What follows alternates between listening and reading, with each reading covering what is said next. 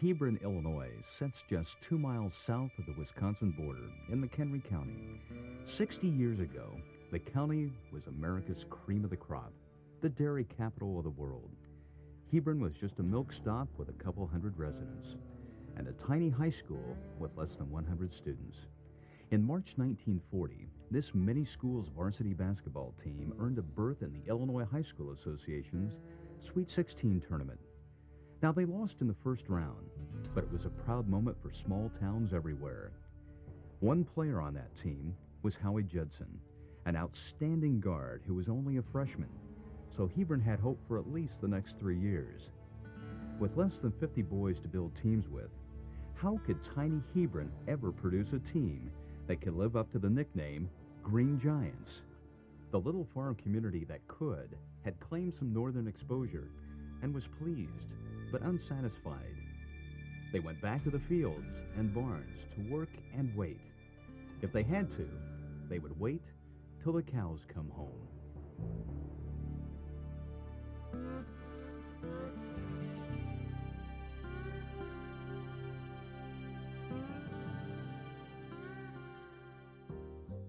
Howie Judson returned home as one of the heroes of Hebron High's best team ever. He lived in town with his parents, Clarence and Jessie, a 10-year-old sister, Ruth Ann, and 5-year-old identical twin brothers, Phil and Paul. Howie's greatest loves were playing basketball and baseball. By the time Howie reached high school, he was good at both, but first he would excel in basketball. One might have guessed the twins were going to be taller than average because they were growing fast. Not long after they were walking, Howie put a basketball in their hands, and they were soon dribbling. The twins' dad was a member of the school board, and he knew about an old tree that had to be removed from the school grounds. There happened to be a basketball rim on that old tree that had been fashioned a few years before by the local blacksmith. Judson salvaged the hoop, took it home, and under the wide eyes of the excited twins, he mounted it to the back wall of the Judson house, about 6 feet above a cement deck. The Judson destiny would continue. When the young Judson twins played basketball by themselves, it must have looked to a passerby like one kid going one-on-one against a mirror. It was apparent that the twins were going to follow in their older brother's giant footsteps. They were impressed that Howie had made the varsity team as a freshman, helping to lead the Green Giants all the way to the first round of the Sweet 16 tournament, giving his hometown, Farmtown, 15 minutes of Fametown. But Howie and Hebron wanted more. Although the 40s Giants never went downstate again, as a senior, Howie was named an Illinois All-Stater. He accepted an athletic scholarship to the University of Illinois, where he would play on both the basketball and baseball teams. Meanwhile, back in Hebron, the hoop was now mounted on a new garage. The twins could always be seen in their driveway, shooting baskets, dribbling, passing, developing shots. Paul and Phil had identical twin intuition. They could anticipate each other's moves. This second sense could have come from so much practice, and then again, it may have started in the womb. 2 other neighborhood kids who also loved basketball started coming over to play. Don Wilbrandt was the son of a local meat packer. Don had the unique distinction of being born with no right ear. However, it was no handicap. The other kid, Ken Spooner, lived just around the corner. His father owned the electronics sales and repair shop in Hebron, playing 2-on-2 basketball till it was too dark to see the rim. The twins were joined often by a cousin, Jim Judson, and a friend, Ron Elliott. The foursome was now 6, and 2-on-2 became 3-on-3. The boys played basketball together every day. They played in the Judsons' driveway, or at Spooner's in the snow with mittens, and at Wilbrandt's house where his dad installed a spotlight for night scrimmages. A neighbor of the Judsons let the boys use his barn for practice. They put up a rim in the darkened hayloft where the 6 could play for hours, even on cold winter days. They all developed a keen sense for making baskets in the dark, catching passes without seeing the ball until it was in their face. They also improved their dribbling and ball control on the uneven boards of the loft floor.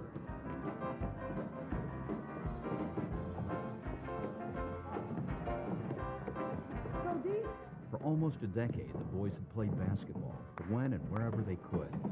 They knew each other's moves. When it came to basketball, the kids all seemed identical.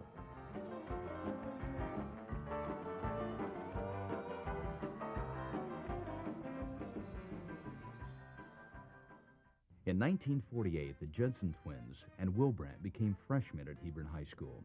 Spooner was a year younger. Russell Ahern was also starting his first year as the Hebron basketball coach. He was 5'6", balding, and had never played basketball. His favorite sport was baseball. He came from Elgin High School, where he had been a teacher and the assistant basketball coach and had earned the nickname of Duke, perhaps because of his stature and Napoleonic discipline. He ran daily drills, believing in organized teamwork and practice, practice, practice. And Coach Ahern had another rule. You will become gentlemen. Only gentlemen play for me.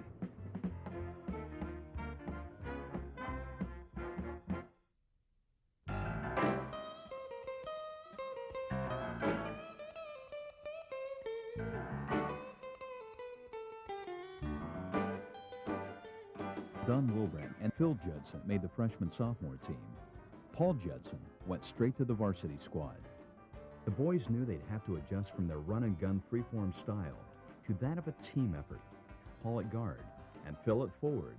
Wilbrandt, another forward, who would drive from anywhere on the floor. Duke had put them in, and they were ready to play. Hebron's gym was regulation size, but 10 feet shorter than other high school gyms. The full length of the west side of the gym was open to a 5-foot drop to a lower level, so the court could be used as a stage.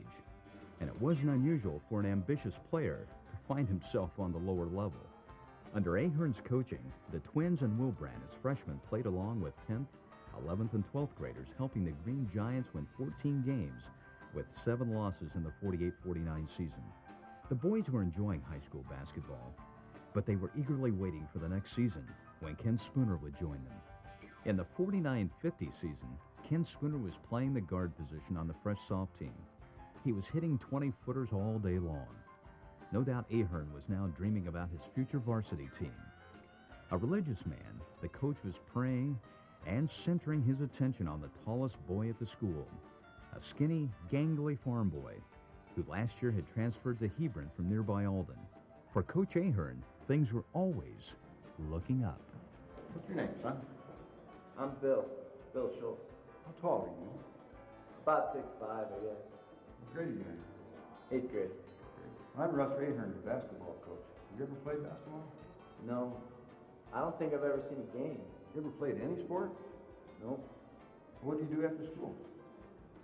I usually help my dad with dairy farming. Would you like to come by practice sometime? I could ask my dad. Son, that'd be great. Coach Ahern thought he saw a player in the inexperienced, uncoordinated, left-handed farm boy. All it would take is practice, practice, practice. Bill's dad, Fred, made Bill an offer he couldn't refuse. He told Bill if he worked hard at basketball, he could stay after school to practice and not have to help with the evening milking. It was a done deal.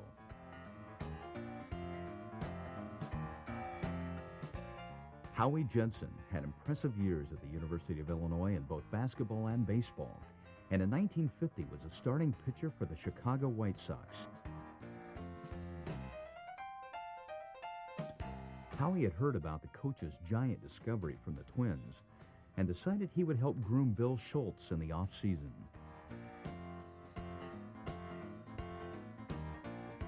During the 49-50 season, Coach Ahern added Big Bill Schultz to the freshman-sophomore roster. He still thought the boy could play. Howie Judson had done a good job teaching the tall boy basketball. The kid had great hands, maybe for milking. He could catch, pass, dunk, and his running was improving with every game. Not to mention, he was now almost 6 feet 10.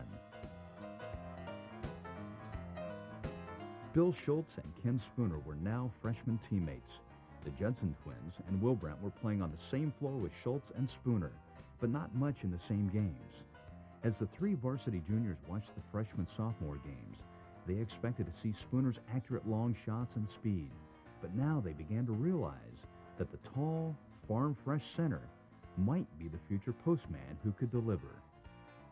Duke Ahern would shout comments to his assistant coach Phil Hadley about individual players.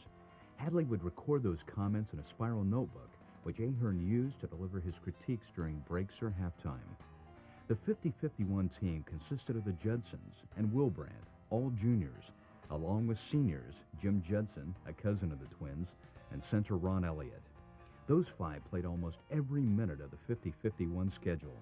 Sophomores Spooner and Schultz played freshman-sophomore games and afterwards sat on the varsity team as subs. The Giants tallied 26 wins and 2 losses, missing a trip to the sectionals by just 3 points.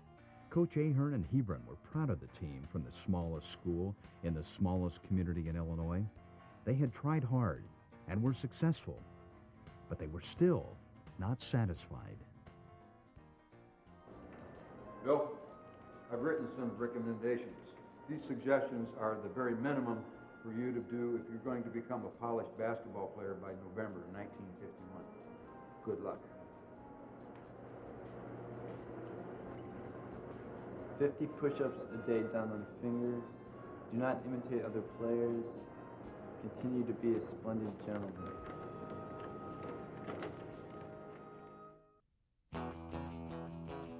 As the 1951-52 season began, Little Hebron High was ranked number 4 in the state by United Press. Paul and Phil Judson, along with Don Wilbrandt, returned to the starting lineup and were now joined by Ken Spooner and Bill Schultz. The Green Giants had an entrance designed to intimidate. Waiting until minutes before the tip-off, the coach's 8-year-old son Billy trotted out dribbling a basketball, wearing a jersey numbered 0. Next came Bill Schultz, now 6'10 and a half, followed by Ken Spooner, then Don Wilbrandt, and finally the famous Judson twins, Paul and Phil. While they took a few layups, some fans of the opposition usually shouted, "Where's the rest of your team?" Or, "Is that all there is?" Paul would nearly dunk, followed by Phil, who would dunk. And Big Bill rammed the ball through the rim with both powerful hands that would rock any gymnasium. These 5 upstarts, filled with their coach's confidence, had the audacity to think they could play with the big schools. Having won their first 6 games and beating Danville 67-54, clinching the Kankakee Holiday Tournament before 3,000 fans, it was obvious others were starting to believe. The Green Giants were averaging 63 points a game. By New Year's Day 1952, the United Press changed its rankings, making Hebron first in the state. After 15 consecutive wins, the Dream Team had a wake-up call from Crystal Lake. Crystal Lake forward Fritz Schneider scored 34 points, beating Hebron 71-68. Fans took it in stride. It might be healthier to be reminded that the teammates, after all, were mortal. Although the team had planned on a perfect record, the town folks and the remaining 93 students never verbalized what they were dreaming, that Hebron might actually contend for the Illinois State Championship. The Crystal Lake fluke worked. Now, at 24-1, Hebron was ready to start the district at Richmond.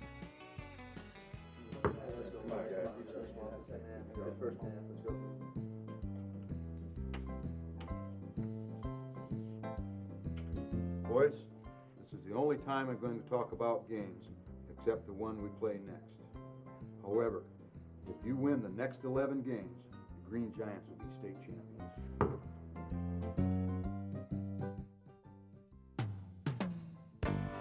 Hebron danced through the district tournament and swept the regional, working their way through the sectionals, knocking off opponents one by one. Finally, breaking the Broncos of Barrington, leaving just one team in their way who could keep Hebron off the highway that goes downstate, DeKalb. You ready for a battle? Everybody play a superhuman game. Keep cool, keep calm, don't foul. All right? Go get him.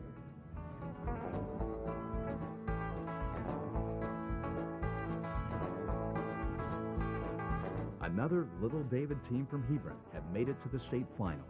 The Green Giants are going to Champaign, Illinois, along with 15 Goliath teams.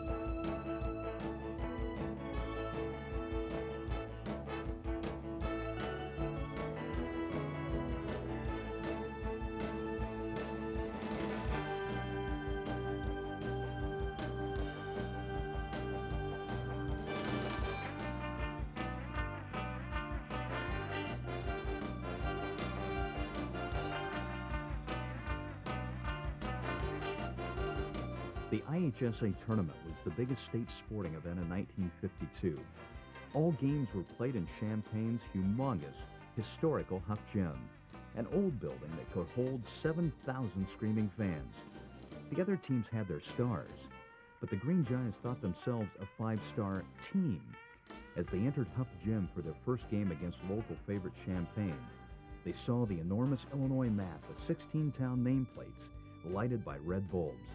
They liked that Hebron's name was the highest one on the map, but their attention was soon drawn to Quincy, where center Bruce Brothers reigned supreme.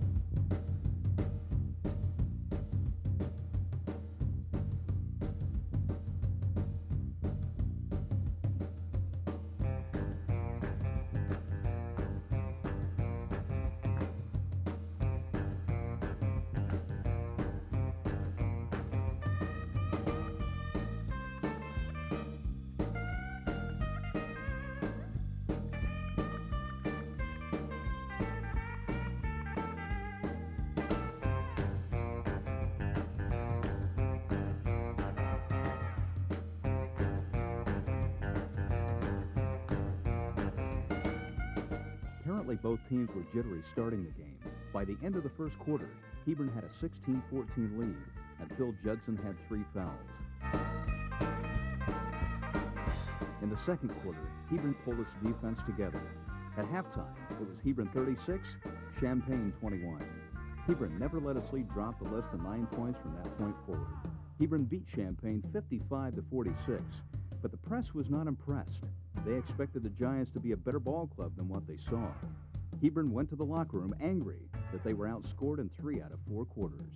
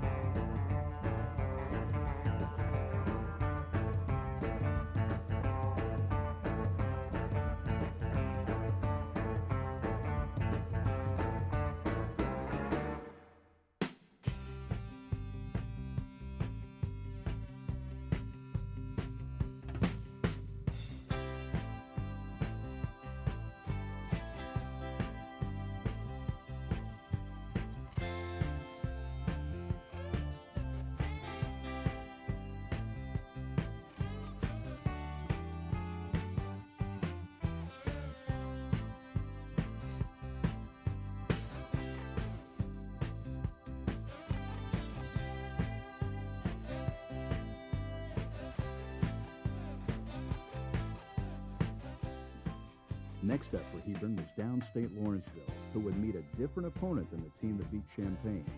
The jitters were gone. The Giants came out shooting and hitting right from the start. The first quarter ended with Hebron leading 20-12, and by halftime they led 38-21.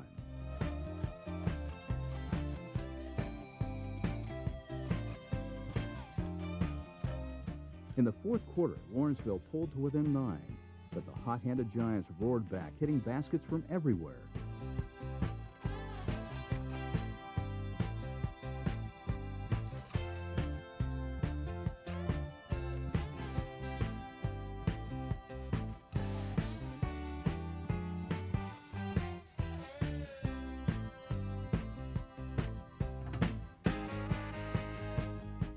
Hebron became the first McHenry County school to reach an IHSA semifinal.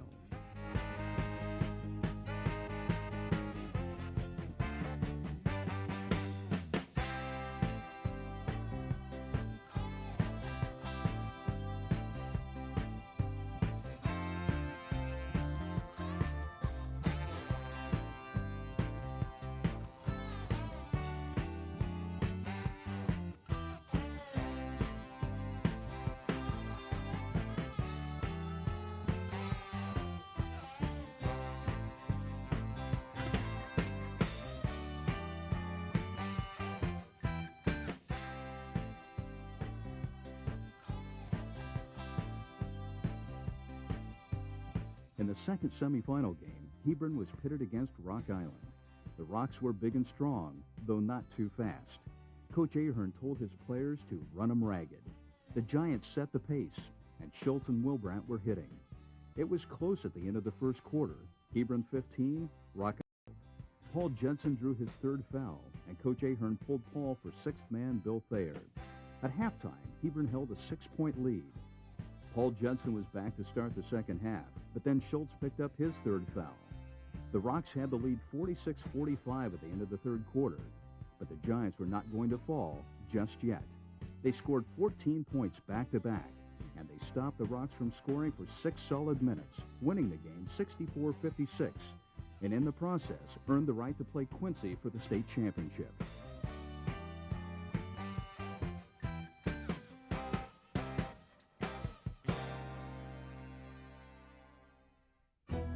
The Green Giants had played like the 52 Bombers they were touted to be. Duke and Hebron's heroes had made it to the championship game against Quincy, Illinois, a 3-year school of 1,035 students, where the athletes practice in a full-size gym with the best, newest equipment. Quincy even had the more threatening nickname, Blue Devils. But most threatening was Quincy's center, Big Bruce Brothers. Hebron had beaten Rock Island, a taller team than Quincy, so they weren't intimidated. They were just happy to be playing another game. Under the coach's orders, the team would spend the few hours before game time in their hotel rooms. There would be no phone calls, no radio, no TV, no newspapers, and absolutely no contact with anyone outside the team. Fans get set for championship basketball. The 1952 IHSA championship game was the first Illinois championship game to be televised. However, due to technical difficulties beyond someone's control, a kinescope recording of the first half of the game was not made. The only portion recorded for history was the second half. A PBS radio station, WKRS in Waukegan, also broadcast the game.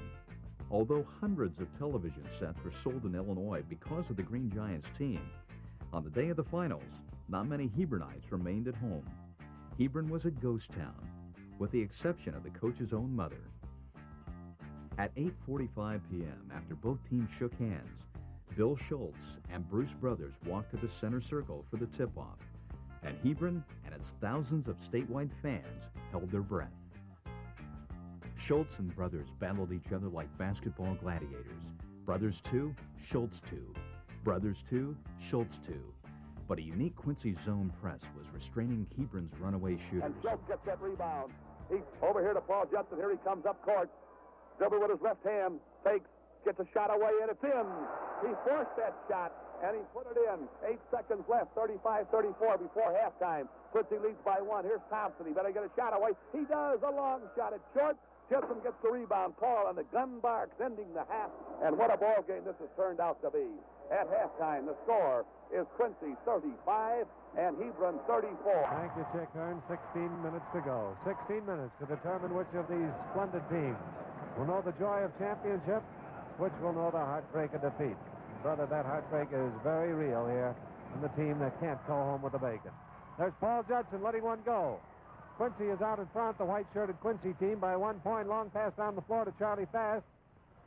Defense drops back quickly enough to keep him from going all the way. Gower takes it over in the corner and then pegs it out into the backcourt. And now Dick Thompson has the ball, and again on the man-to-man defense, Quincy goes into that under the basket weave, and Charlie Fast drops one in. Long pass down the floor to Ken Spooner. Bill Judson with the ball. He's been working the ball around. Bill Schultz is all alone, and he sinks it. Now Hebron's lead is only 1 point. Over to Phil Harvey. Now there it goes into Bruce Brothers. Brothers lets one go, and it's good. Yes, sir. Is Quincy glad to see that boy back. Passes to Don Wilbrandt. Quick one now goes out to Phil Judson. He worked his way in, but didn't do much about it. Paul Judson lets one go, and it's good. Now we're just about ready to go again. We're in the fourth quarter of play, a little less than 5 minutes to go. Dick Thompson clears the board for Quincy. A long pass down to Tom Payne.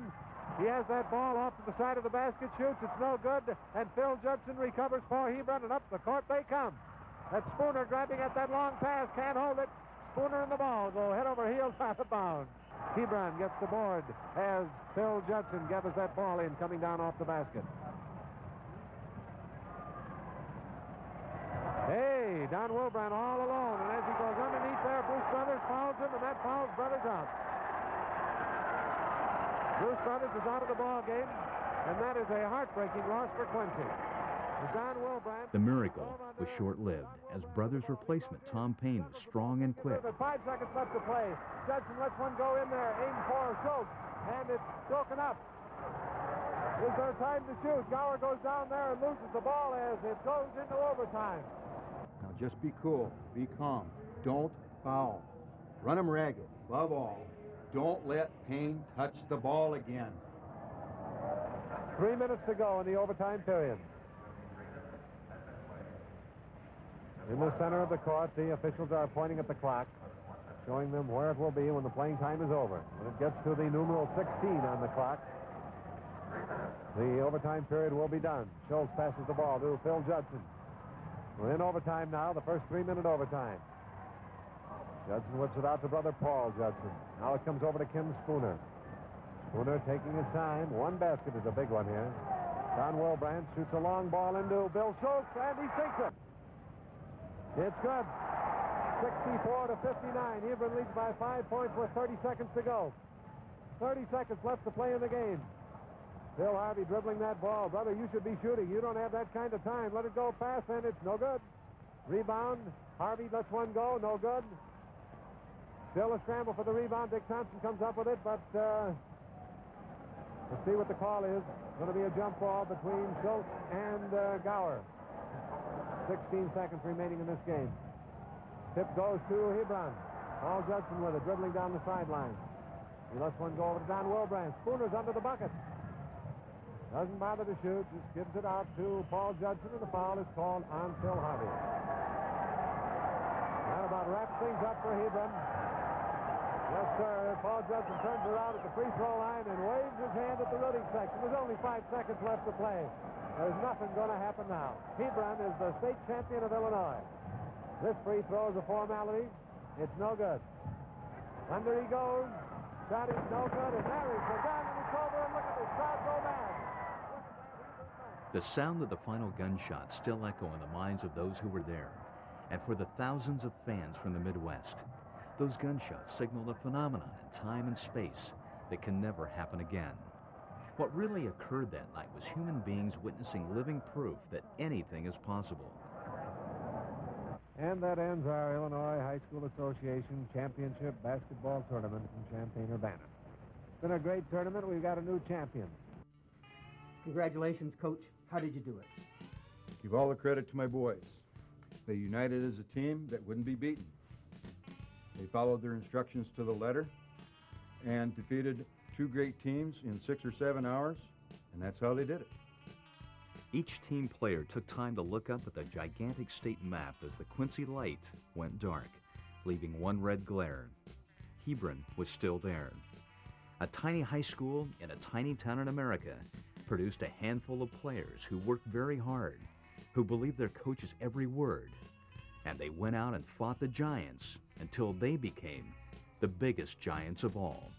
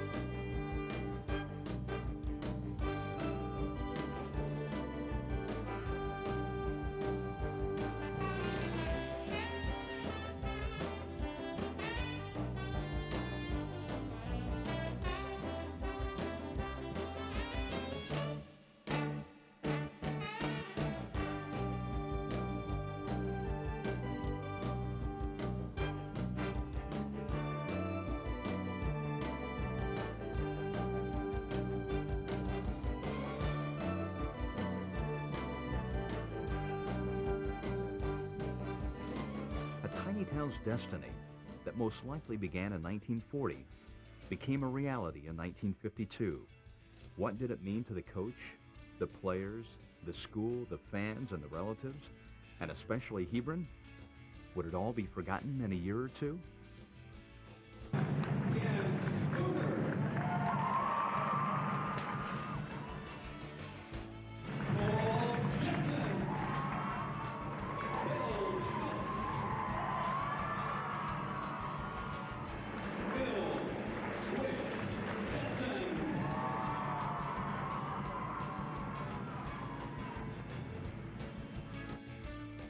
The late Don Wilbrandt.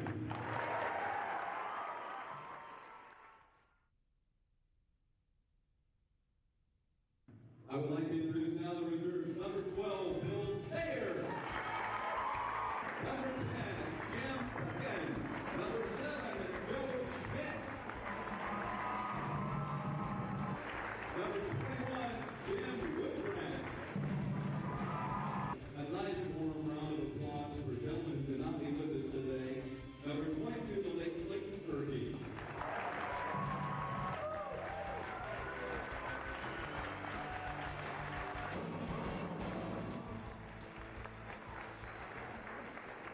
I remember asking my mother about all the excitement that night. I knew she was the telephone operator. She said she was at home watching the game. She says, I watched the Judson boy put the ball in the basket. I knew we had won. I got out of my chair and walked to work, which was 2 blocks away. And she said, when she walked inside the telephone office, the switchboard lit up like a Christmas tree. And people called from all over the United States all night long, from 11 o'clock at night till 7 in the morning. She just plugged in call after call for all the congratulations that people were giving to Hebron. We were down at the Huff Gymnasium. My husband too. I don't know, I don't remember who we got to milk the cows, but he was with me. And then we drove home with the caravan. It was bedlam. We stopped at a town, I believe it was Ahern. And we stopped there. Yes, there was bedlam on every place we stopped, at Woodstock and back at Hebron here, down on Main Street there by the barber shop.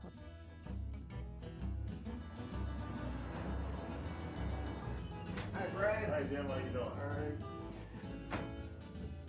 What I remember Dad saying was that all the local merchants and everybody in town, they carpool wherever they were playing basketball at that night. They would load up their cars and somebody would drive, and the whole town was like a ghost town. When we were in school, it was just crazy because you never, like I was saying, you didn't do anything. I mean, that's all the teachers would talk about was the game and the, last night's game, and they were reliving the game, and I mean, it was great for a first grader. You could just like talk about basketball. We didn't, it was all the excitement. It just consumed everybody.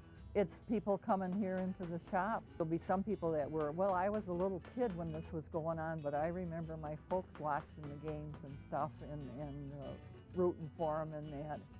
And some people say that they were in the other schools that we beat, but then they still ended up rooting for Hebron to win it because of being such a small town. The thing that was really interesting back at that time was that here was little Hebron taking on the best in the state. The best in the state. Lane Tech, with all their power, was out of it. Schurz, all the major big high schools, they were all out of it. And here's little old Hebron playing for the state championship. And it was an amazing accomplishment.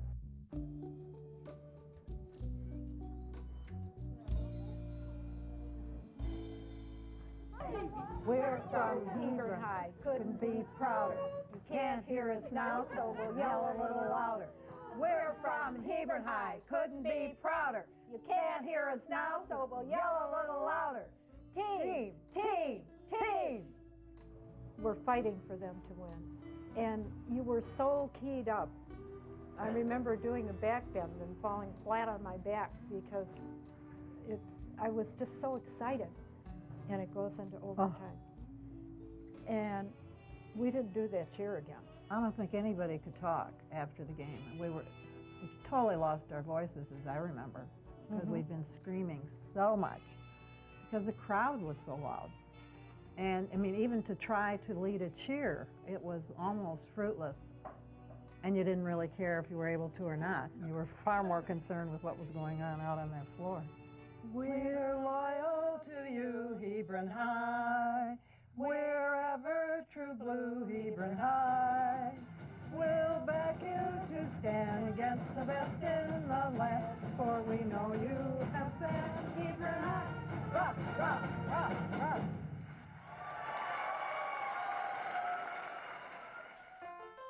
My recollection was I enjoyed coming out there, listening to the buzz in the stands, and then you say, well, I guess that's right, to people that hadn't seen us before. There are only 5 of these guys. I'll be darned, here they are. I think we're a unique team, though. Bill being 6'10". In those days. In those days was, I think people would come out to watch a guy like that. And then Phil and I being twins, do they have this keen sense of mental telepathy that we can throw a ball there and he'll get it? Yeah. And I don't know what to say about you, Ken. Don didn't have any ear. Thanks for letting me come along. Don didn't have any. So Bill being 10, we were 6'10", Paul and I being twins. Don didn't have a right ear, so Kenley was the only normal person we had. See? There's a picture. You were jumping up Donna's jumping up and I'm jumping. We're 3 feet off the floor. We are 3 feet off the floor. And so Paul was shooting the free throw. Yeah, Paul turned around, shot the free throw, waving at the girls. And as I look back and visualize what I was doing at the free throw line, I don't think I was celebrating that we were going to win the state championship. I thought we had played a hard, had a hard game against a good team, and we beat this team. I didn't think we won the championship in that. It was a tough game for us, and by golly, we won this game. We won this game. And not that we won the championship, and I think that people look at it differently. They think I'm celebrating the championship, and I really wasn't. I was celebrating the game. Yeah. And Chick Ahern, he interviewed us at the end, giving us the trophy. And then we got back to the hotel and ate dinner. And had a little dinner, and then went around town in a, what do they call it, snake dance, and ran into Bill Veck. And well, you guys went around chasing around. I went to bed. Did you really? Yes, I went to bed. I was tired, and after dinner I went to bed because there's nothing to do. So I was tired. And all by yourself? Yeah, by myself. I was in a single room. I didn't have anything. I was the only one in a single room, so I went to bed. Holy cow, and the next morning I got up. People bought their first TV so they could see us play. Otherwise, they scrounged up enough money to get a TV. Otherwise, if we wouldn't have been on TV, they probably wouldn't have had us for another 2 or 3 years. You know, my dad sold and repaired televisions, and so I think a few people bought some televisions before we went to Champaign, because we knew it was going to be on. Also in that championship game, you guys remember Kenley running out the end of the court? You or I, Phil, or somebody threw you a long pass and you couldn't catch up with it, and you ran down right hand, jumped over the photographers there. Yeah, I thought you were checking out the girls back there, but I'm not sure. You meant to. Yep, at the end, then people stormed the floor, and we got raised on a few shoulders. And Coach Ahern, that's the part he really liked. I think that's what he was really waiting for. Coach Ahern had a vein in his forehead. When he would get excited, that you could see that when the vein would come out on his forehead, he was excited. Then you better darn well listen. You better darn well listen, because and then when he was sometimes on the bench, he always wore green socks, and as the game got a little close, sometimes the pants got pulled up and the green socks showed. He was nicknamed Napoleon. And where he got that name, do any of you guys know where he got that name? No. I'm not quite sure where he got that name, but Mr. Ahern does. Yeah, Coach Ahern. Coach Ahern, right? Mr. Ahern. And he was always sort of a stickler on straight passes and not bounce passes. He says when you bounce pass, it takes longer for the ball to get to the place. Tougher ball, tougher pass to catch. And tougher to catch. So you don't bounce it in, even in the center position. Most of my passes came in at either chest high or higher. Well, I think he told us to throw them in the net to you, Bill. Yeah, well, you can throw it up into the net. Throw it up high. After my sophomore year, he gave me a note that things that I was supposed to do to become a polished player, which I've carried ever since. It's been 50 years.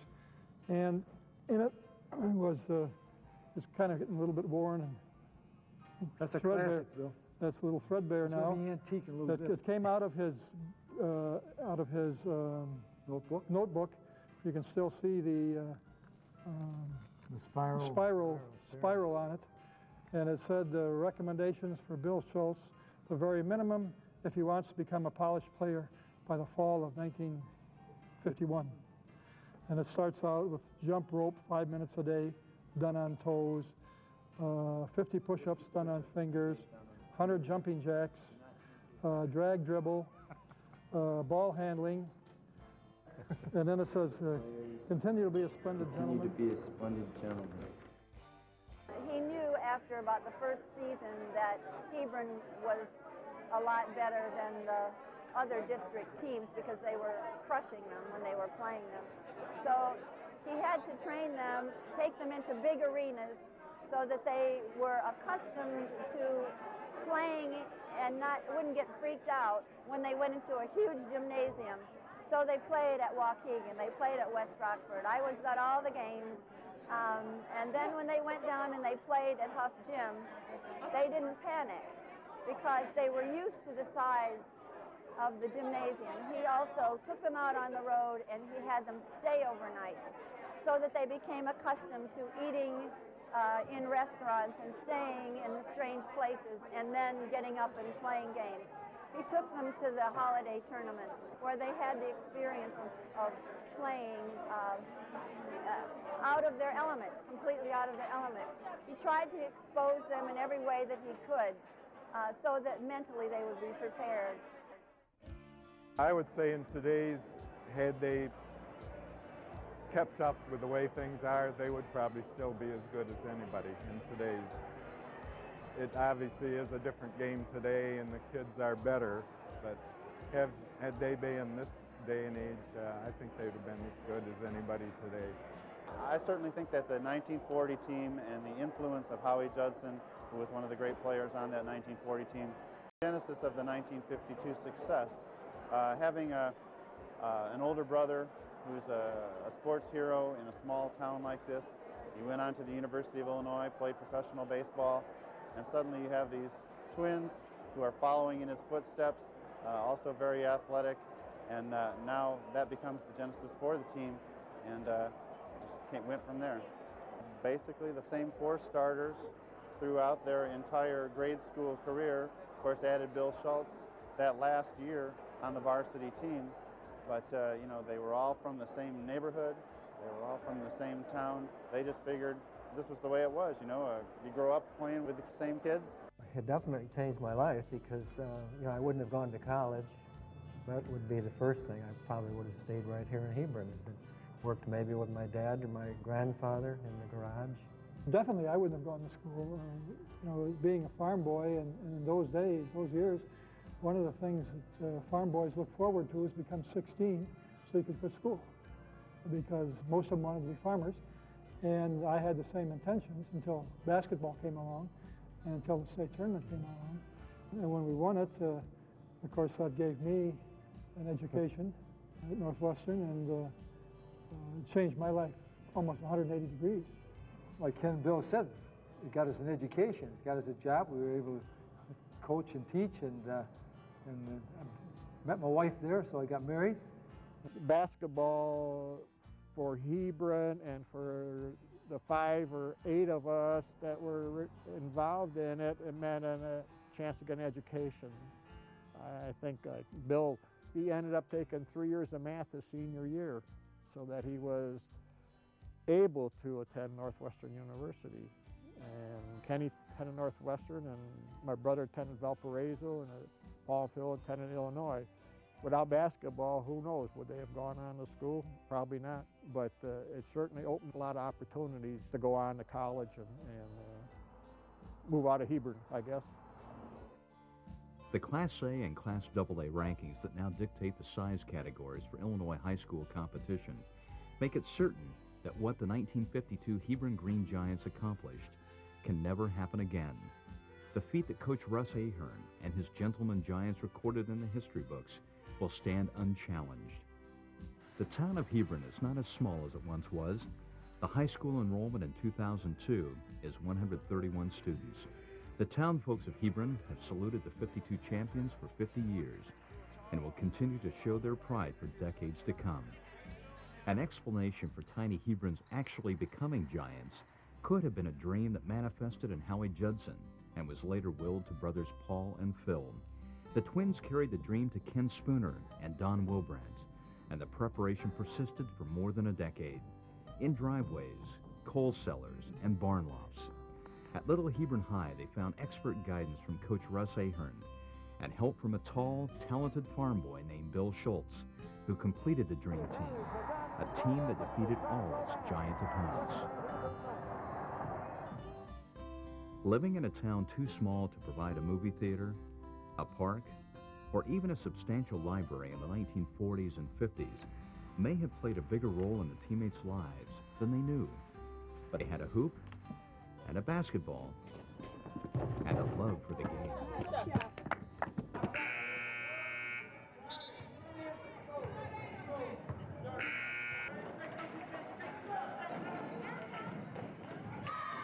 Not until that water tower went up did it really begin to pronounce something. When people came to Hebron, it stood there, and people began to put a couple things together. And before they said, oh, this is the town that won the state championship, and they went through.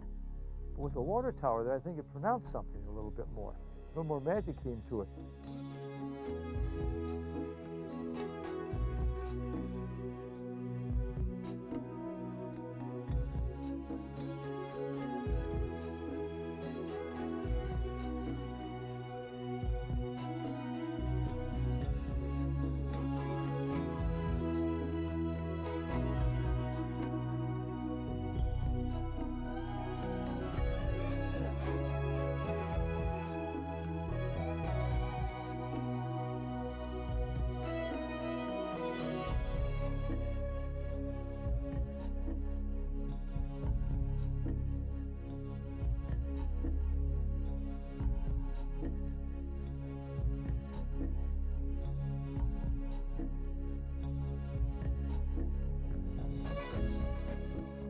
younger generation. They would look at the water tower and say, oh, okay, big deal, you won the state championship, you know, come on, let's update the water tower, folks. And if they would take time to listen and we would explain how Hebron, and there was only the one class, and we were traveling to all these big schools, and that it is something that is not going to happen again. And that if you have discipline in the team and a good coach and talent, dedication, there's no end to the possibilities of what you can do.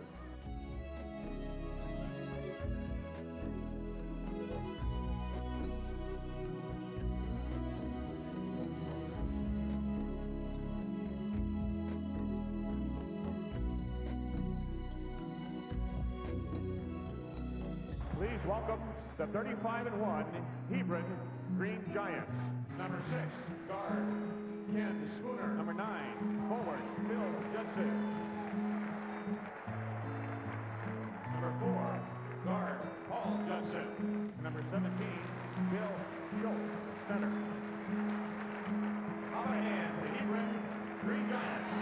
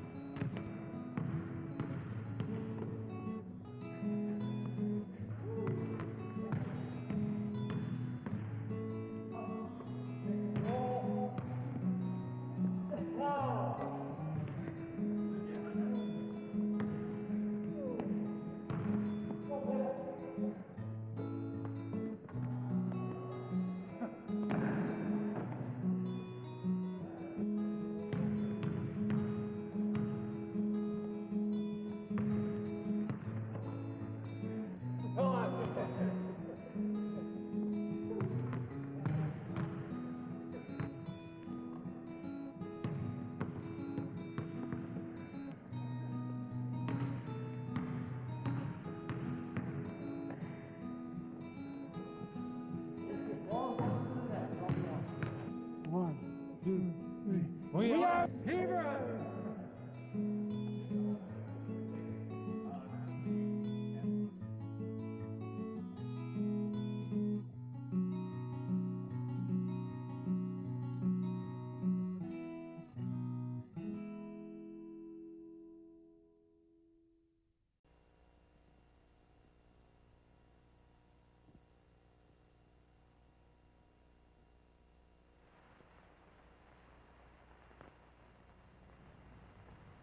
Highlights of the second half of the championship playoff. Hebron versus Quincy. Score at the end of the first half, Quincy 35, Hebron 34.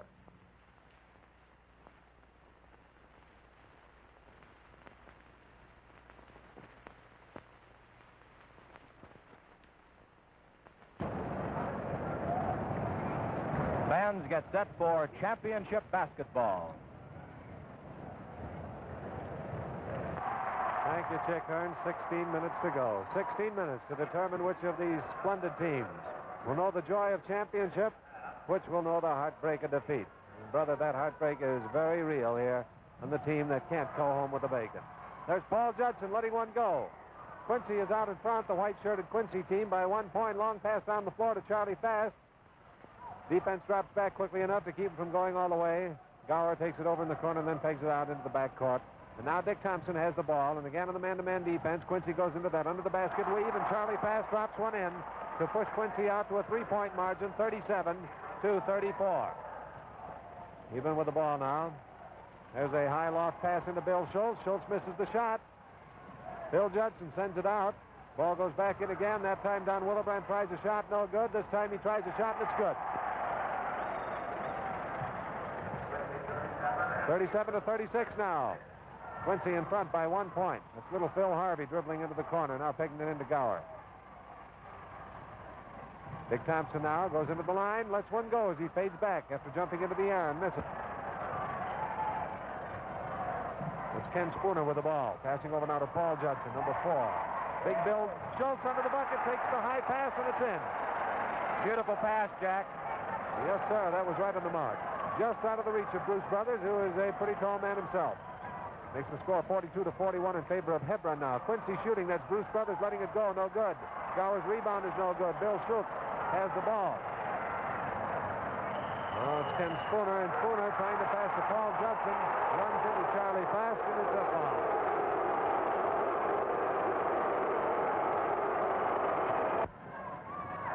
Free throw line now is Charlie Fast.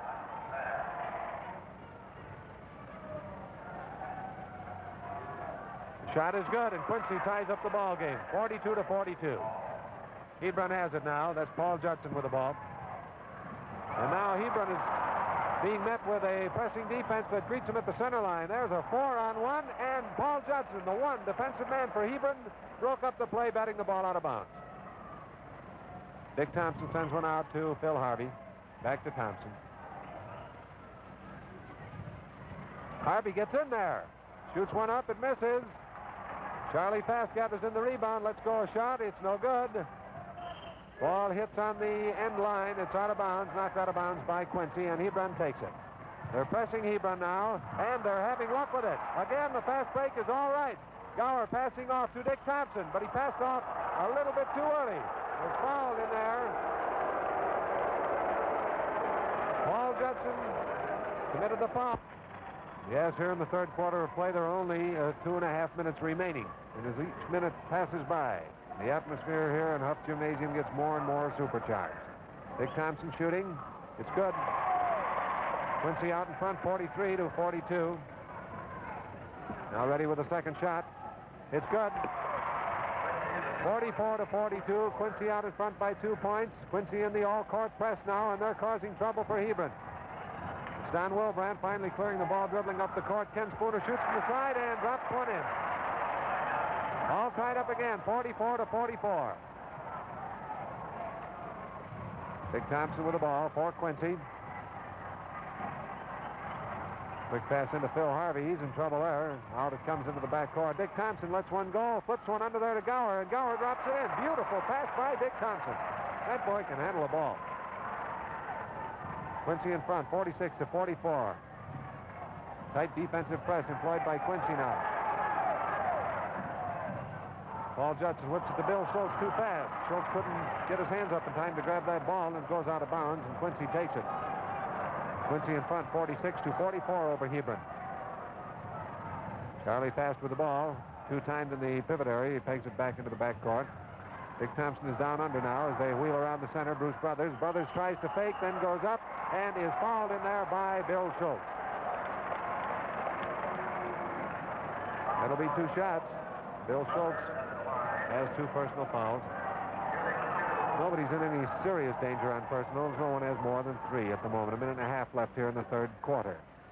Bruce Brothers makes his first shot. 47-44 now. Quincy leading by 3 points. Here's the next. And that one bounds away. Rebound is taken by Brothers. Now it's out in the backcourt to Dick Thompson. Brothers at the line. Fakes the shot, passed off for Charlie Fast, but it's batted down by Wilbrandt and winds up in the Hebron possession as Phil Judson dribbles far over into the corner. Now Paul Judson has it. Had a good opportunity for a shot, but decided to fake it. Phil Judson tries it, and Bill Schultz rebounds to put in 2 more points for Hebron. 47-46. Foul is called on Ken Spooner. Bill Schultz has dropped in 20 points now in this ball game. That's as many as he dropped in all afternoon while Hebron was in the process of beating Rock Island. Phil Harvey will shoot, and it's good.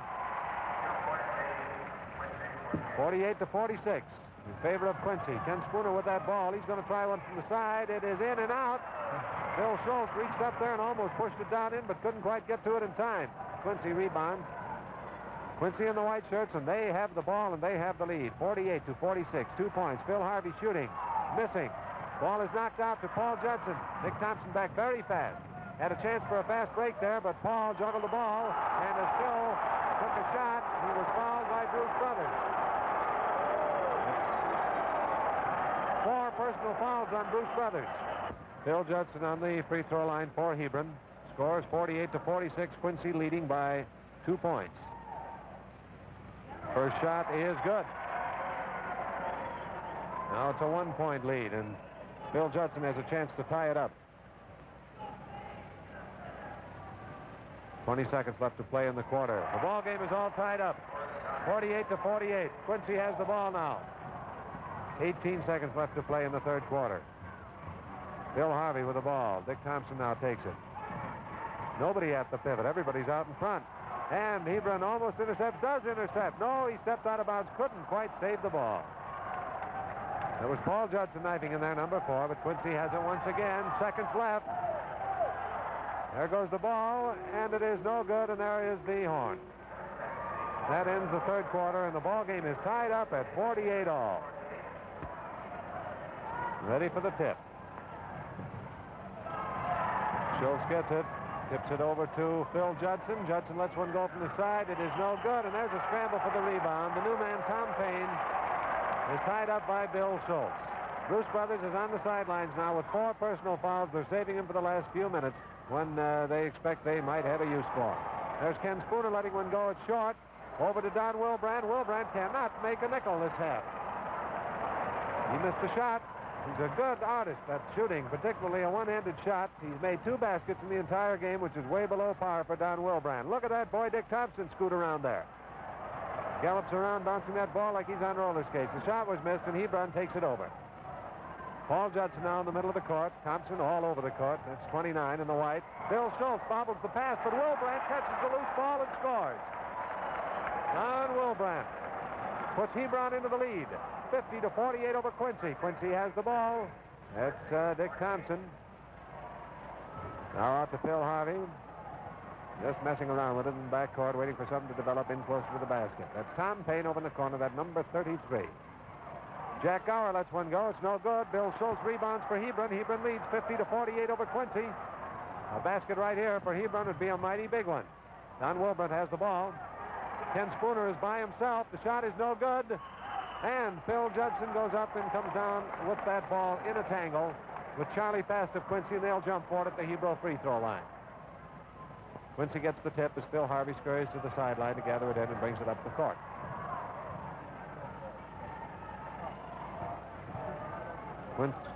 Quincy has abandoned their weaving tactics around the pivot line now. More or less standing still. Charlie Fast at the pivot, whirls, lets one go. It's no good. Bill Schultz is having a much easier time of things with Bruce Brothers out of there, gathering in those defensive rebounds. Hebron has the rebound now. Paul Judson is in and is good. Dick Thompson with the ball over to Phil Harvey. Now there it goes into Bruce Brothers. Brothers lets one go, and it's good. Yes, sir. Is Quincy glad to see that boy back. Hebron coming up the court now as Quincy goes into the all-court press. That's Phil Judson with the ball. Back out to brother Paul Judson. Into Phil again, and Phil this time shoots one. No good. Tom Payne gathers the ball off the bankboard, gives it over to Dick Thompson.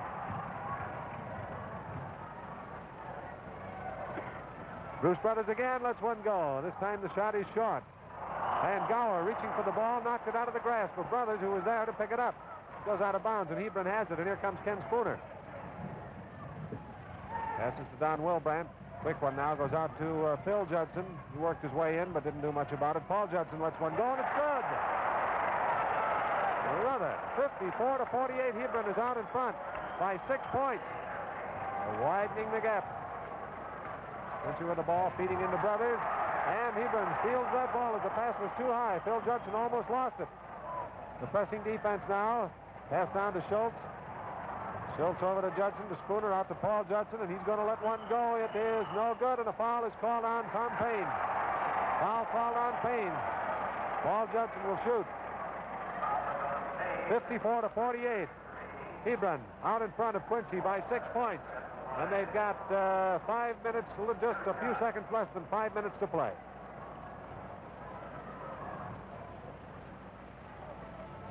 Paul Judson shooting, and the first one is bad.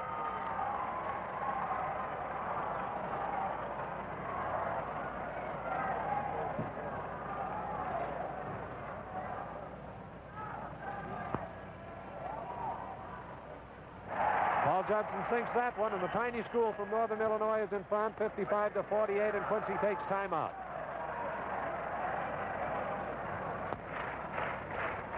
Now we're just about ready to go again. We're in the fourth quarter of play, a little less than 5 minutes to remain to be played.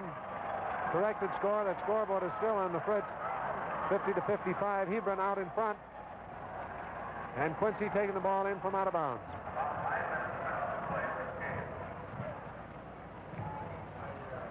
Quincy in the white shirts, looking in there at the hole, trying to do something about moving that ball. Quincy goes into the weave. The pass goes into Charlie Fast. He gets under the bucket, lets one go. It's no good.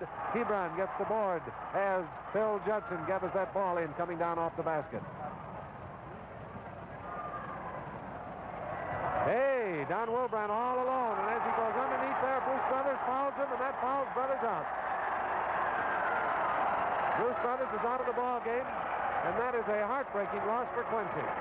As Don Wilbrand drove under, it looked like a layup shot as the defensive man forgot about Wilbrand.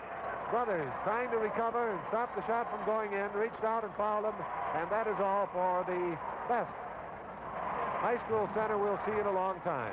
The Green Giants were huddling in your picture. They break out of it now. They know they've got a big edge in this ball game with the absence of Brothers. Don Wilbrand will shoot from the free throw line.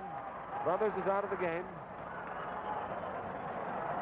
Tom Payne, or Gower, or Charlie Fast, either one of them can handle the pivot duties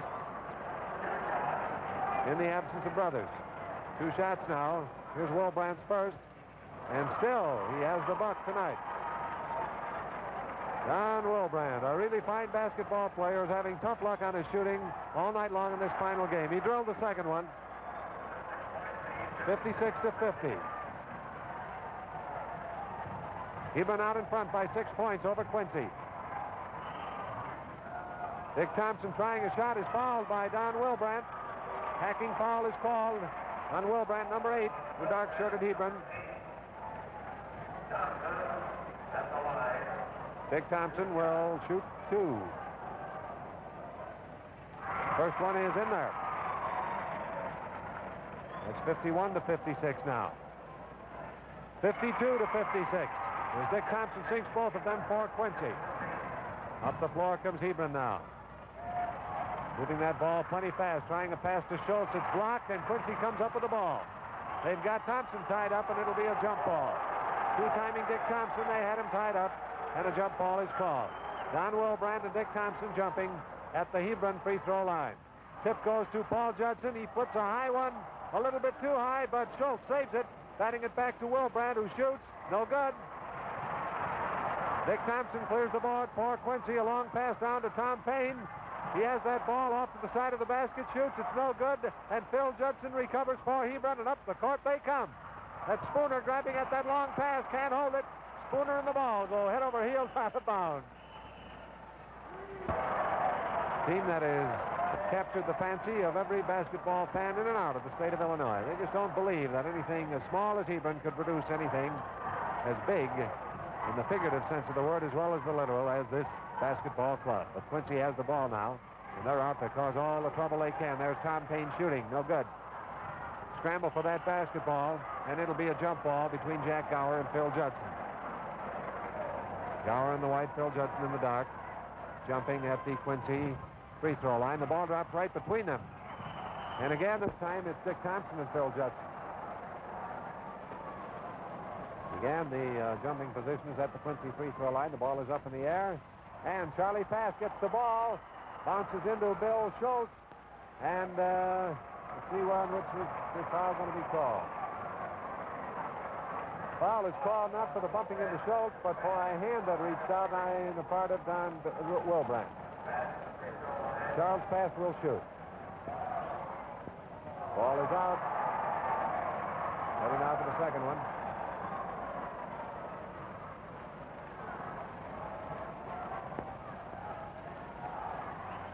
That one is good.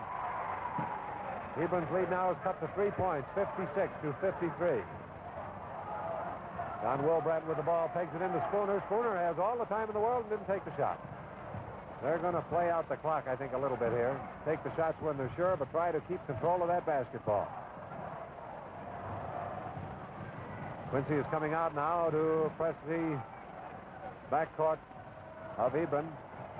They don't have complete freedom of action, and with that boy Dick Thompson around, they've got to worry about the basketball. He just stole it, and Quincy has it. Phil Harvey with it now. He's in the corner, and he's closely covered. Comes out of that danger area. Back in again now. Phil can't find a spot to get rid of that ball, passing or shooting. Tom Payne tries to go in. Gets the ball up and in. Now Hebron's lead is only 1 point. Long pass down the floor to Ken Spooner. Bill Judson with the ball.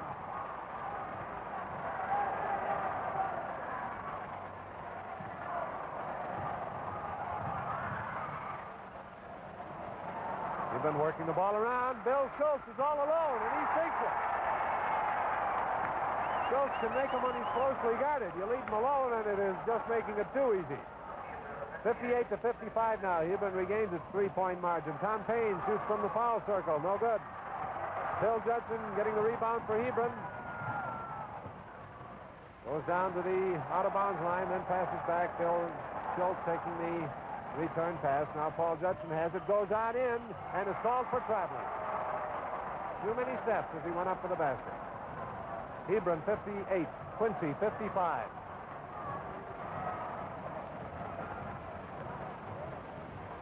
Quincy has the ball. Charlie Fast letting a shot go. It's no good. Gower going after that rebound. It'll be a jump ball with Gower and Wilbrandt jumping at the Quincy free throw line. The score is 58 for Hebron, 55 for Quincy. And Quincy gets the jump. Tom Payne taking the ball and sending it into the backcourt to Phil Harvey. Harvey cuts in for the basket, lets one go. Charlie Fast gets the rebound for Quincy. His rebound is no good. Tom Payne is under there now and in trouble. He can't get rid of the ball. Bounces it off Spooner's legs and has it again. Now Gower goes in all alone. Jack Gower was unmolested as he scored 2 points for Quincy. And Hebron's lead is 1 point. Don Wilbrandt with the ball. We're in the final minute of play. And a foul is called on Don Wilbrandt for giving the hit to Jack Gower. That can tie up the ball game. There are 50 seconds, 50 seconds remaining to be played in this game. 1 point separates the two teams. Hebron out in front, 58 to 57. And Quincy has a chance to tie it up.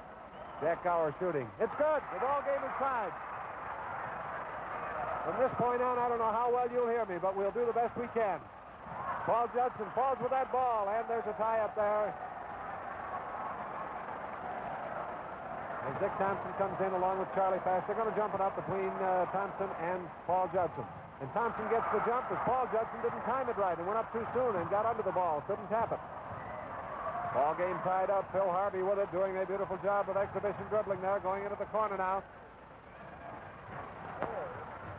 Tom Payne has the ball in the pass out. Dick Thompson going in, lets one go.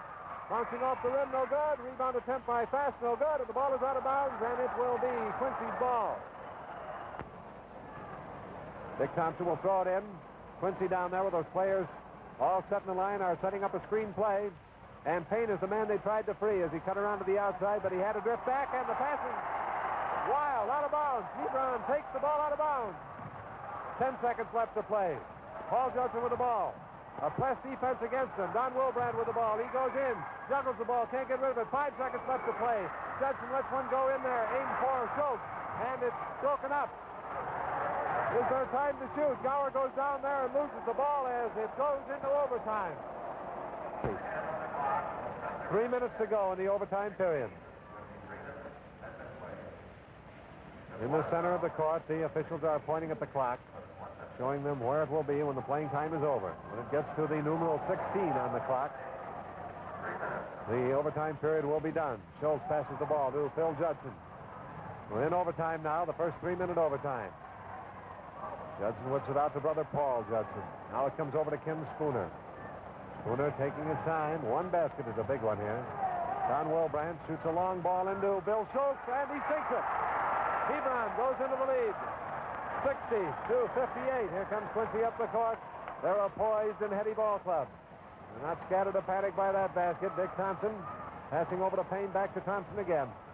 Now he whistles one into the corner to Phil Harvey. Harvey can't find racing room. He gives it back to Thompson. Thompson lets one go, but it's wide of its mark.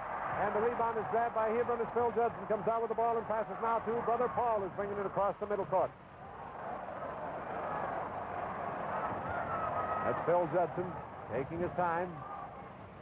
Now Paul Judson trades places with him. Wilbrad has it. He goes in and decides not to shoot. Pivots and throws it out into the backcourt. Taking their time, Wilbrad now has almost clear sailing as he gets in there. He pivots again and throws it out, and there's Phil Judson all alone, and he scores what might be the clincher. 62-58. They forgot about Phil Judson under the basket, and he scored one. A wild pass goes over the head of Charlie Pass.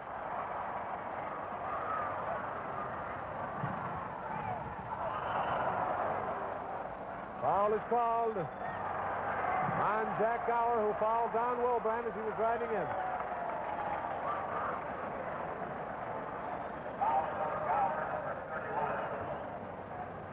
Jack Gower fouled. Don Wilbrand will shoot.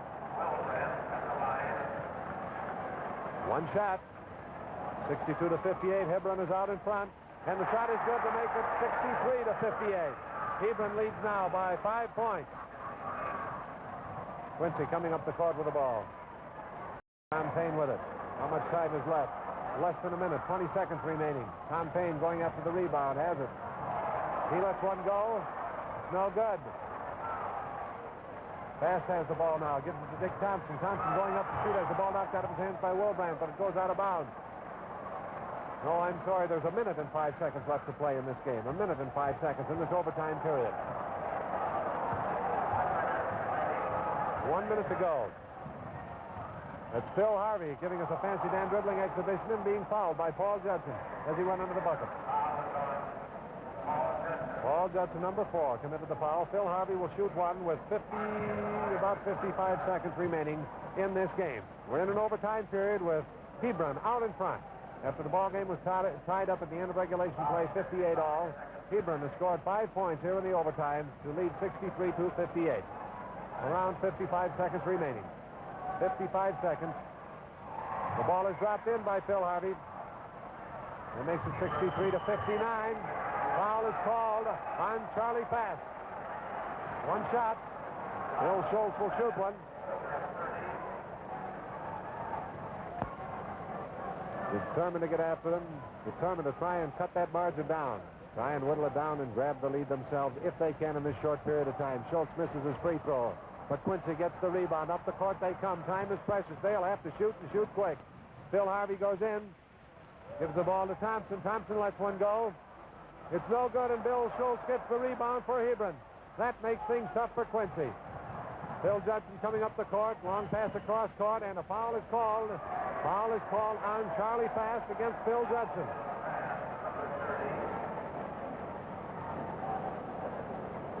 That's 4 personals for Fast. Phil Judson to shoot one.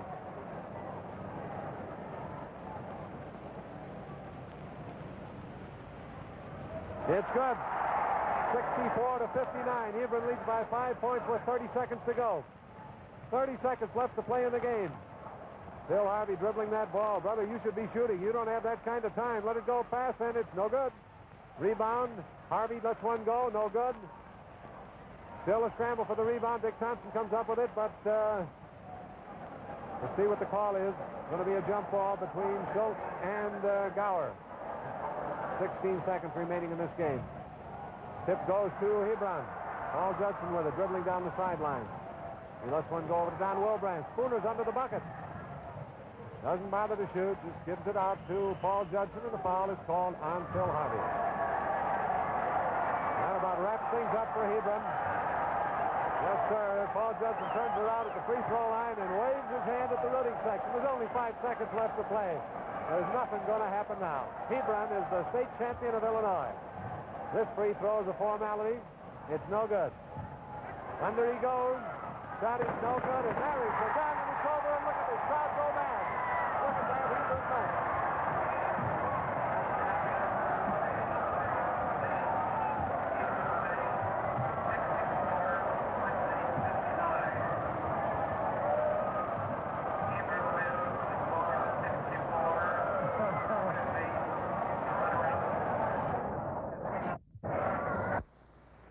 And that ends our Illinois High School Association Championship Basketball Tournament in Champaign-Urbana. It's been a great tournament. We've got a new champion.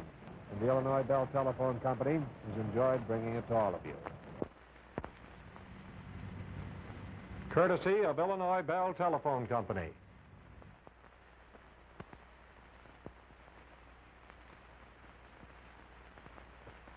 Well, Coach Ahern is a little guy. That's why we named him, well, not we didn't, but he was nicknamed Napoleon. And where he got that name, do any of you guys know where he got that name? No. I'm not quite sure where he got that name, but... Mr. Ahern to us. Yeah, Coach Ahern. Yeah. Coach Ahern, right? Mr. Ahern.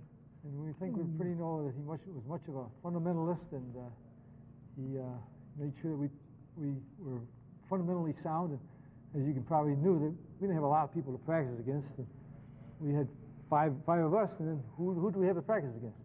We had 5 or 6 or 7 of the sophomore teams would come up.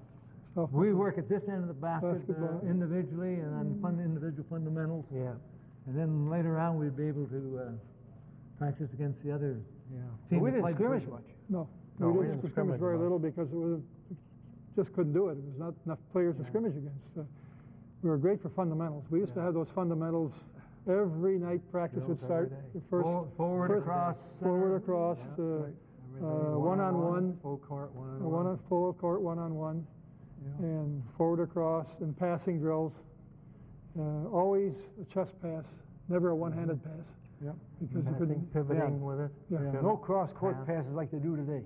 No cross-court. Of course, this gym was so small you couldn't cross-court pass. You know, they use the word skip pass now. Yeah. They use the word transition game for fast break. You know, it's really become much more fancy. But and he was always sort of a stickler on straight passes and not bounce passes. He says when you bounce pass, it takes longer for the ball to get to the place. Tougher ball, tougher pass to catch. And tougher to catch. So you don't bounce it in, even in the center position. Most of my passes came in at either chest high or higher.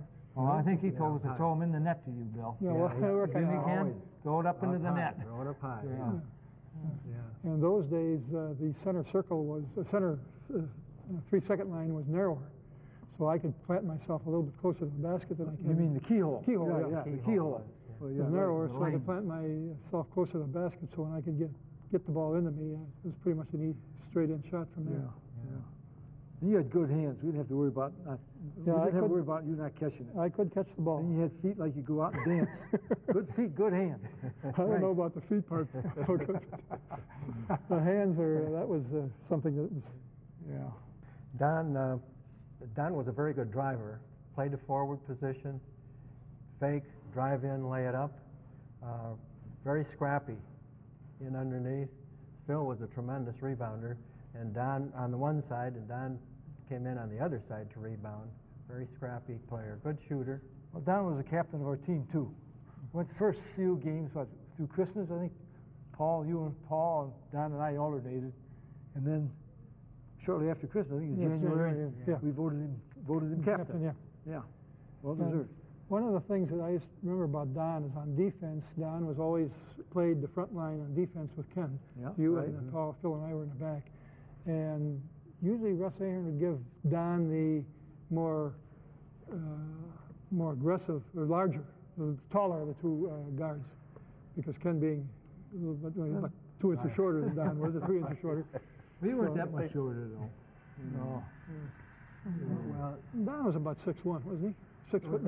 Don was about 6, maybe. 6 foot. 6 foot. Yeah. I was maybe like 5'10" and a half, something like that. Oh, 5'11", maybe. Yeah, we just kept telling you, don't get beat. We didn't want to guard 2 guys. Don, he did have a handicap. He was without a right ear, but I don't think it was any handicap. I never noticed a handicap. In fact, I never really noticed it at all. Did you ever hear another player say anything to him about his ear? No, never heard anyone. Didn't hear fans say anything? No, nothing was ever said. He never said anything to us. No. It was just, it was the way it was, and it was accepted. And he didn't really say, hey, repeat it, or what did you say, or? No. As a matter of fact, I always thought he could hear out of that ear. Turn his ear towards you, his good ear, his left ear. I never knew he couldn't hear out of that ear. I didn't pay any attention to it. Yeah, it was never a problem. And to be in FHA, we had to have a project, and we raised a steer. And I know all Saturday mornings, we'd go out and have to clean the stall.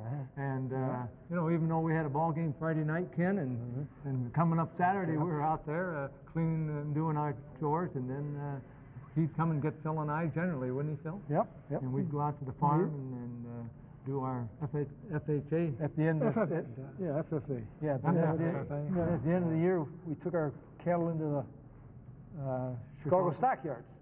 Yeah, And I remember getting paid $25. That's what I made on it.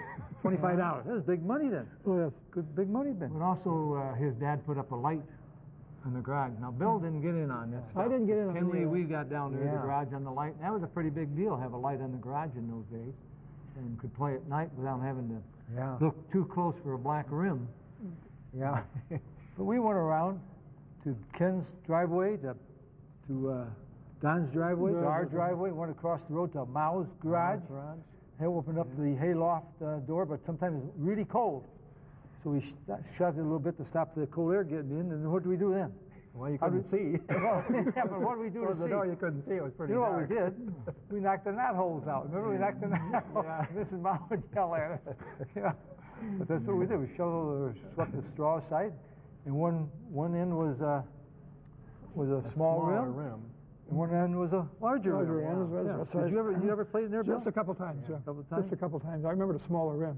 Yeah. And they weren't quite 10 feet either. Yeah. They were shorter. What are you? Well, they were pretty far up in the air for us. They didn't seem to be quite as high. But you know, we used that small rim, and we didn't really realize that we were sharpening our shooting skills. That's right. You know, we never particularly cared for that end because it was tougher to make a basket. And you had to build your lead at the other end because you know you weren't going to maybe fare as well as when you shot towards the littler basket. I don't know what you guys recall, but I think, remember we used to go like over to Ken's and say, well, okay, that's regional, we'd play the regional. Then we'd go to our driveway, we'd play the sectional. Then we'd go to Mao's barn, that's a state tournament, and we'd always pick out a team we were going to be. I remember I always liked to be Champaign, Jesse Clements. Paul, you were what? I tried to be Centralia and Dyke Elliman, right. And Don would be somebody. You would Paris? Be Paris or whatever. Yeah. Because those are the names that were familiar to us. Paris, Centralia, Taylorville, Champaign, and we tried to duplicate it. Remember the trophy we used? Remember the trophy we used? Dad was a trap shooter. We had a trophy. I don't know whether you guys remember. I don't remember the trophy. And then we passed that trophy. Evidently we didn't win, Ken. We remembered it. We didn't win it. Yeah, I had that sitting on my side of the dresser for a long time. You couldn't get it. Hands off. You're going to get it, you have to beat us. Why did you lose the game to Crystal Lake? They scored 71 points, we scored 68. But Phil and Bill, I think, both fouled out. Is that true? I believe we did, yes. I fouled out. I holding him good. He had about 10 points, so I fouled out. Who guarded him after me? He ended up scoring 34 points. Yeah. 34 points. He was fairly uncanny. Pardon me? He's probably the best. Peterson was a good player, too. Peterson was the center, I believe, and Schneider was Sales, too, in there? Sales, yeah. They had a pretty good team. As a matter of fact, they were a ranked team, a state ranked team. They were 12th, I think. They were rated 12th. But they were a good team. We just didn't play up the par, and they played a good ball game. And he was pretty good. They were the only team that scored 60 points or more on that whole season. Even during the tournament overtime with Quincy, they couldn't get to 60. And we always thought we could get to 60, didn't we, guys? Yeah, that was our goal, to get over 60 and hold the opposition to less than 60. Yeah. And there were times when I know that we didn't want to score too much because then we'd come out of the game. Yeah, yes. We'd be a little bit cautious on some of our shots, wouldn't we? We would pass it make an extra pass or two before we took a shot. He'd say, you hit 65 points, you're coming out. Well, we had to kind of calculate what we were doing. The younger guys that play more basketball some games than we did. Well, they played their junior varsity game first. Right, that's where they got more playing time than we did. And then they would come up or go down, take a shower, put on clean uniforms, and sit on the bench for us. Sometimes, if the game got too out of hand, they'd play a game and a half a night, and we'd only get to play half a game. We didn't think that was quite right. So sometimes we kind of held back just a little bit.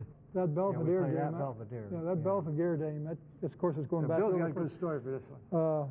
That Belvedere game, their gymnasium had a stage on one side and a large seating capacity on the other side. And gym was always packed. And when Ahern came in, Coach Ahern came in before the game, he was really upset. He thought that the Belvedere coach was running the heat up in the building. And what would happen, they had let people come in and stand around the outside of the building. And the thermostats were on this wall. And the doors were open. This cold air would hit the back of these people, hit that thermostat, and that thermostat was calling for more heat. And when we came out to play that game, it had to be at least 85 in that gym. Coach was mad. And the coach was mad. He thought they were raising the heat purposely so he could run us out of the game. Right. And he came out and he says, we'll take care of that. And he put us in the press, full court press for the whole game. And we just, those poor guys, they were almost sitting on the floor because we just ran him right off the floor. He never, that was the only time I ever saw him really get upset at another coach. And it wasn't really the coach's fault. It was just it turned out it wasn't. It was just a fact. It was terribly hot in that game.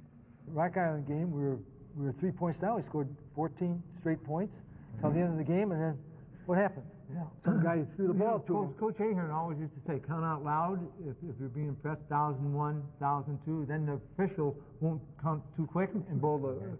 And so Phil's counting 1,001, and he gets to 1,004, and he still's got the ball. He's got to get rid of it, so he throws it, and it gets intercepted, and they make a basket. And then it comes back, and he's doing it again. He gets to 5, and he has to throw the ball. Yeah, but that was all right. But you let some guy step in front of you. You should have kept him out of there. We'd have been fine. Yeah, we'd have been fine. Now, but, you know, the thing about that was, and people don't realize that was a Saturday afternoon game. Right. And when we won that game, we had to play again Saturday evening.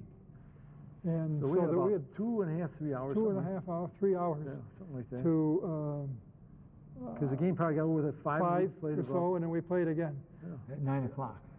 At 9 o'clock, yeah, in the second game. Well, Phil and I were fortunate that we really had each other to play with all the time. Yeah. And I think that helped our development as a basketball player. It's a little bit hard to play one-on-one with yourself. And you didn't develop any quickness or defense and things like that. And we could always pick up the game between us. And we were competitive, and we still are today between each other. And we went pretty darn hard all the time at each other. And there's been times when we've had a little wrestle between us. We got to know each other's. Yeah, we could look at each other a little bit and know what's going on. I can remember, you know, there's a space open over here, and he's standing over here. If I threw the ball there, he better get it, you know. And we did that enough that he could come up with it. We did not know it was a championship game. No, even after we beat Lawrenceville, we're going to the semifinals. Oh, now we're in the semifinals. We're going to at least we're going to take home one of the 4 trophies. Yeah. Never entered our mind. No. We win the semifinals. Okay, we won the semifinals. Go eat. We'll go back and play another game. But he never said, "Now this is for the state championship." No. Remember, I wrote number 11 on the board. Nothing. No. Nothing like that. Just another game. It's another game. Another game. Yeah. We really didn't realize what was going on. Were the fans for Hebron? Oh yeah. All the other schools were there. Yeah. Even though all the other schools were there, they pretty much were for us. Yeah. Yeah. Yeah, they were. It was kind of one-sided as far as the noise was. I think. Well, we never looked down the other end and saying that's Quincy, there's Bruce Brothers, nothing. But Coach always told us, he said, never look down the other end. He said, if they want to look at us, that was good. Yeah. But don't ever look at them because then they think you're worried about them. So we never looked down that way. Mm-hmm. But, we did. And the crowd, the fans, just shut it out. Yeah. Just focus on the game. Right. I think we all did that. And then he walked around this spiral notebook because there's a great picture with Bill and Coach. Yeah. And he's in with his spiral notebook, talking to Bill. Could you ever remember afterwards what he told you? He said, you're going to guard whoever it is, Charlie Fast, and here's what he does a little bit. And that's the only information we got. We didn't have a chance to digest it and go over it. And no, his routine before the game was to take his little book out, which fold the page over and read to us what who we'd be guarding, the number we'd be guarding, and what they did, whether they were left-handed. In my case, was whether they're left-handed or right-handed, and what to do and what to set up as far as our offense was concerned. But then the game started. That was it. We've got the coach, we've got the team, we've got the pep, we've got the steam. We've got the coach, team, pep, steam. 15 rahs for the basketball team. Hey, rah, rah, rah, rah, rah, rah, rah, rah, rah, rah, rah, rah, rah, rah, rah. Team, team, team. And that wasn't loud enough. You don't think of them as separate, but all together, because they were a team. That's exactly right. They were all phenomenal in different ways. Mm-hmm. And so to say that one was better than the other, I don't see how you could do that. The thing that I found phenomenal was that it seemed as though there was very little said. It seemed as though they read one another through their motions or something. I'm not sure how they did it. But they knew exactly where the other team member was going to be. Obviously, the twins, Phil and Paul, were exceptional at doing that. But the other three became part of that also, and it seemed as though they read one another well.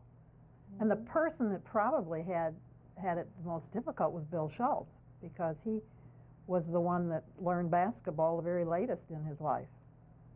The team didn't date very much, and so if there was any dating, it was pretty low key, and it wasn't. The coach, Russ Ahern, as I recall, was a very regimented person, and these guys all pretty much stuck together. They did a lot of practicing, and they had good times, but it was very different from nowadays, of course. He had the same necktie and the same socks. That's right, that he wore every game. Every day. And he, especially for the games, he wouldn't wash them in between. He said, I don't know if that's true or not. I remember him as a really a quiet man, but a very knowing what he wanted, and you followed through. And if you didn't follow through, he let you know that you didn't do right. I can remember it was either the semifinal or the final game. They formed a human chain around the gymnasium at the end. And they weren't going to allow us to go out on the floor afterwards. Well, they had a cement wall that was 6 feet high. We would have been over it, because we got to the players, and I remember Bill Schultz hugging him and picking me right up off the floor. And as bashful as he was, it was so funny. It was just... It started, I think, in the trip home, don't you? That caravan? When we came back and saw 5,000 people in the little town of Hebron. I mean, that was just astounding. That was far more astounding than facing a large crowd of people at the gymnasium in Champaign. Was coming back here to this little town and seeing all these people waiting for the team to return. The train stopping on the railroad track so we could pass. That's right. Coming up. It comes up so often in my life, with people you meet and people that you just don't think would remember that 52 team. But I believe anyone that was a real sports enthusiast at that time remembers, and they bring it up in 50 years from the date. It's really quite amazing.